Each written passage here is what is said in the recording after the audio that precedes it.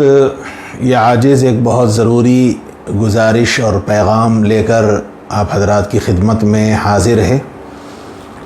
خصوصیت کے ساتھ یہ عاجز کے اس وقت جو مخاطب ہیں وہ ذمہ دار قسم کے لوگ ہیں، جو خاص طور پر مسجد کمیٹی کے افراد ہیں یا مسجد کمیٹی کے ذمہ دار لوگ ہیں، ان سے یہ عاجز اس وقت مخاطب ہے۔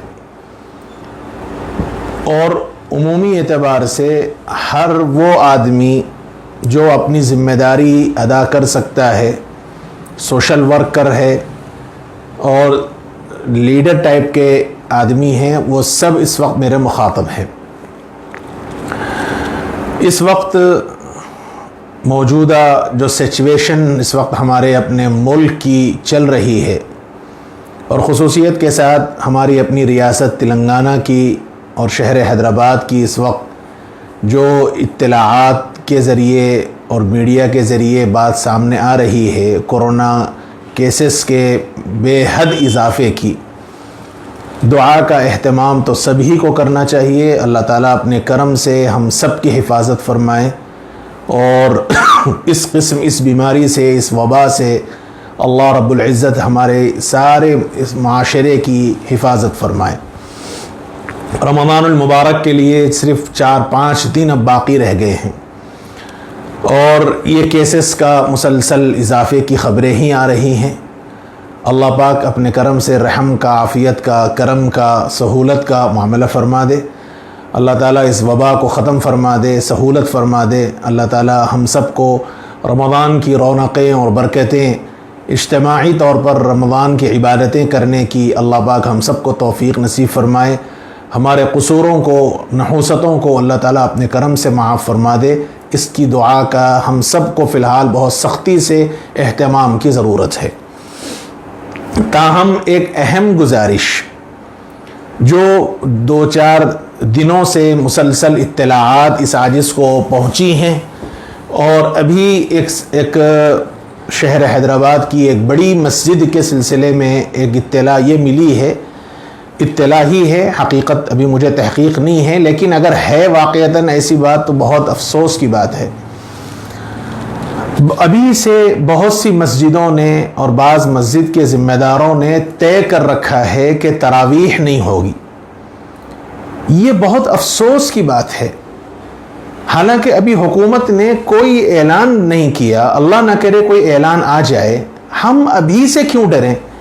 ہم مسلمان ہیں، اللہ کی توحید کو مانتے ہیں، ہمارا اعتقاد ہے، ہمارا یقین ہے، ہمارا ایمان ہے، ہر کام اللہ کی مرضی سے ہوتا ہے، کوئی کام اللہ کی مرضی کے بغیر نہیں ہوتا۔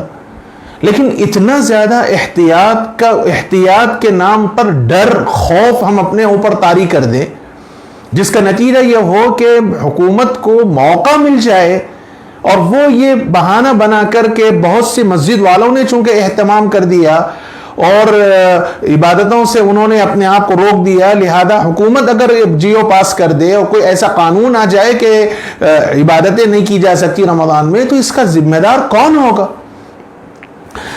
گزشتہ صورتحال رمضان کی الگ تھی، اس مرتبہ کی صورتحال الگ ہے۔ گزشتہ پہلے سے لاک ڈاؤن ہو چکا تھا، حکومت کی طرف سے پابندی عائد کر دی گئی تھی، اس کے نتیجے میں ہم لوگوں کو نمائندگی کا موقع نہیں ملا تھا، اس لیے ہم مجبور تھے۔ لیکن ابھی تو نمائندگی کا موقع ہے، حکومت کے ذمہ دار لوگوں کے پاس، ہمارے سیاسی قائدین حضرات، علماء ہمارے بڑے حضرات اور مسجد کمیٹی کے ذمہ دار حضرات وفد بنا کر حکومت کے پاس جا کر ہم اپنی نمائندگی تو پہلے کریں کہ صاحب ہمیں عبادت کرنے کا موقع دیا جائے۔ ہم پورا حکومت نے جو گائیڈ لائنز جاری کی ہیں، حفاظتی انتظامات کی، ہم وہ کریں گے، ہم ماسک کا استعمال کریں گے، ہم سوشل ڈسٹینس قائم رکھیں گے، لیکن ہمیں ہماری مسجدوں میں عبادت کرنے کا موقع دیا جائے۔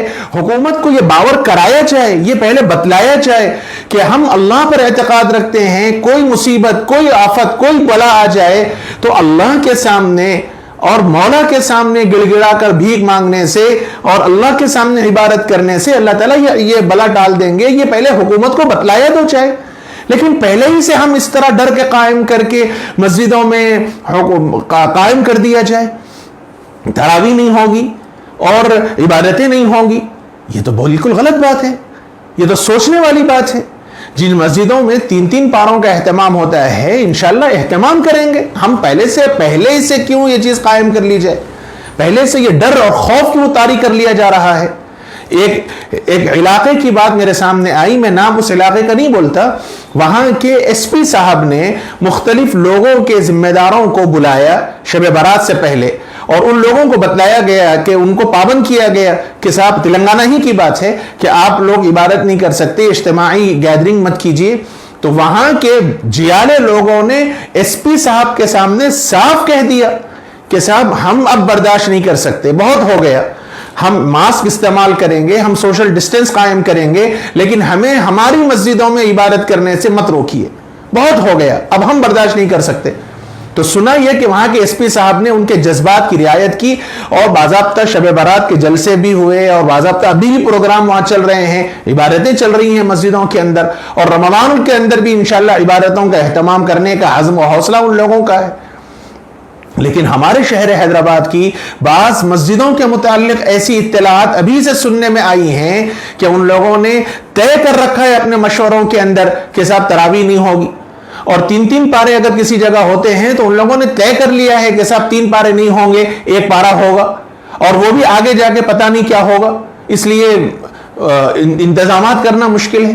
ارے ابھی سے ہم کیوں ڈر رہے ہیں؟ ہم ابھی سے کیوں اتنا خوف کھا رہے ہیں؟ اللہ، کیا ہمارا ایمان اتنا کمزور ہو گیا؟ اللہ کے سامنے ہم اللہ کو منا نہیں سکتے؟ اللہ کے سامنے بیٹھ کر گڑگڑا نہیں سکتے؟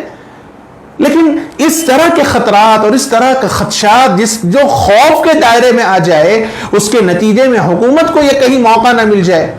ابھی تو ہمارے پاس موقع ہے، گزشتہ کا موقع الگ تھا، یہ موقع الگ ہے۔ ساری چیزیں کھلی ہیں، مالز کھلے ہیں، بارز کھلے ہیں، اور دکانیں کھلی ہیں، مارکیٹیں کھلی ہیں، شادی بیاہ چل رہا ہے، سب کچھ ہو رہا ہے، وہاں تو کوئی ڈر نہیں ہو رہا، لیکن عبادتوں کے لیے مسجدوں میں آنے کے لیے ہمیں ڈر ہو رہا ہے۔ یہ سوچنے والی بات ہے۔ ڈر نہ ہو، خوف نہ ہو، احتیاط ضرور ہمیں کرنا ہے، احتیاط ضرور کرنا ہے، لیکن احتیاط کا یہ مطلب نہیں ہے کہ ہم اپنے اوپر ڈر قائم کر لیں۔ آپ ہم میں سے ہر ایک آدمی کی جو جس حیثیت کے ذمہ دار ہے وہ پہلے ذمہ داری ادا تو کرے۔ ابھی حکومت نے کوئی چیز نافذ نہیں کی، کوئی جیو نہیں آیا، اور وہ جو 30 اپریل تک کی بات آئی ہے اس سلسلے میں بھی مسجدوں کا کوئی ذکر اس کے اندر نہیں ہے، پبلک پلیس کا ذکر ہے، گیدرنگ کرنے کا ذکر آیا ہے۔ مسجدیں پبلک پلیس نہیں ہوتی، مسجد تو ہمارے عبادت گاہ ہے، مسجد ہماری عبادت کی جگہ ہے، اور حکومت نے عبادت گاہوں کو بھی بند نہیں کیا۔ لیکن ہمارے اس طرح کے عمل کے نتیجے میں کہیں ایسا نہ ہو کہ حکومت ہمیں مجبور کر دے رمضان کے واسطے، تو اس کا ذمہ دار کون ہوگا؟ بامبے اور مہاراشٹر کی صورتحال الگ ہے، وہاں کا معاملہ الگ ہے، یہاں کا معاملہ الگ ہے۔ ہم ابھی سے کیوں اس طرح کی چیزیں نافذ اپنے اوپر کر لیں کہ حکومت اس طرح کا قدم اٹھانے پر ہم مجبور ہو جائے؟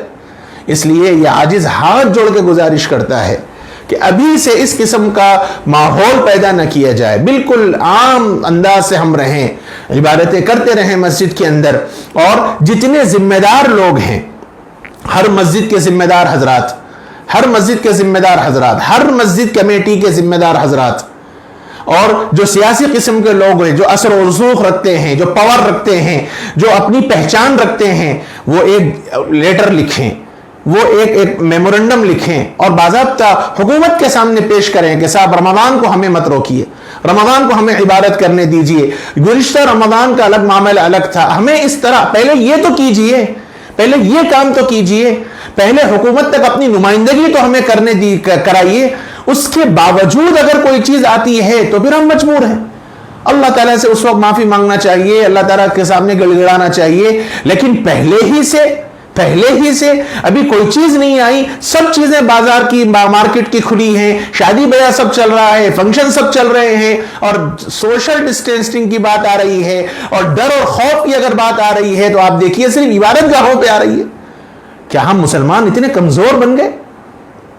ایسا نہیں ہونا چاہیے۔ اس لیے یہ عاجز بہت ادب کے ساتھ سارے ہی ذمہ دار حضرات سے، جو جس حیثیت کا ذمہ دار ہے، جو اثر و رسوخ رکھتا ہے، وہ ضرور ایک لیٹر لکھے, وہ ساری نمائندگی ان تک, حکومت تک پہنچائے, ذمہ داروں تک پہنچائے کہ صاحب ہم انشاءاللہ پوری سیفٹی کریں گے, ہم پوری حفاظت کریں گے, لیکن اجتماعی طور پر انشاءاللہ ہم عبادت کریں گے. رمضان کی عبادتوں سے, رونقوں سے ہمیں آپ مت روکیے. یہ حکومت تک پہلے اپنا پیغام ہم پہنچائیے. لیکن یہ اس طرح کا فیصلہ کر لینا کہ تراویح نہیں ہوگی, یا جس انداز سے پہلے ہماری تراویح ہوتی تھی ویسے نہیں ہوگی, 3 پارے کے بجائے 1 پارہ ہوگا, اس قسم کا جو چیزیں ڈر کے جو طے کر لی جا رہی ہیں, ایسا نہیں ہونا چاہیے. اس سے احتیاط کی ضرورت ہے, اس سے ابھی اللہ کے سامنے رجوع ہونے کی ہمیں ضرورت ہے اور گڑ گڑانے کی ضرورت ہے. اللہ کرے اس عاجز کے جو جذبات ہیں وہ جذبات کو اللہ پاک صحیح معنوں میں ہم سب تک اس کے بہتری کا ذریعہ بنائے, اور اللہ تعالیٰ اس چیز کو لوگوں کے لیے فہم کا سبب اور ذریعہ بنائے. اور اللہ رب العزت اگر یہ بات خیر ہے اور میری اس بات میں کوئی خیر چھپا ہوا ہے تو اللہ اس خیر کو ظاہر فرما دے, اور اگر اس میں کوئی شر ہے اللہ تعالیٰ میری ساری امت اسلام کی اس شر سے حفاظت فرمائے. بہرحال گزارش ہے, اس گزارش پر عمل کرنے کی ضرورت ہے. وصلی اللہ وسلم وبارک علی نبینا محمد وعلی آلہ وصحبہ اجمعین والحمد للہ رب العالمین.